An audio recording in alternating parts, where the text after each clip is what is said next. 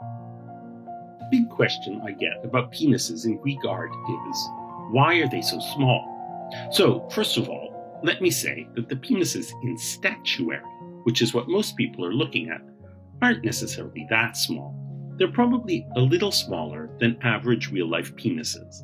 But what's interesting about them is more that they are all that way, i.e., none are large. In other words, they don't vary the way penises obviously do in real life. Instead, the artists made them all a certain way, which shows you that this meant something to them, or meant something in their culture. You can really learn about this by looking at a different artistic genre, one that people are not so inclined to look at, which is the painted pots, which we call vases, that fill entire galleries in most major art museums. On the pots, you can see a contrast between two kinds of penis, small and large. There are the penises of athletic, heroic men, the kind of men you see in statuary, and those are small, much smaller proportionally, in fact, than they are in statuary. On the other hand, you have the penises of satyrs. Satyrs are a mythological creature, half goat, half man.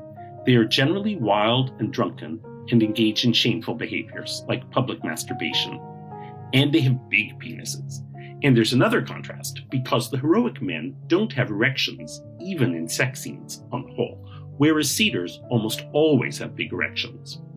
So I think that from these contrasting examples, you can understand what penis size meant to Greek artists in their culture. They saw penis size as symbolic.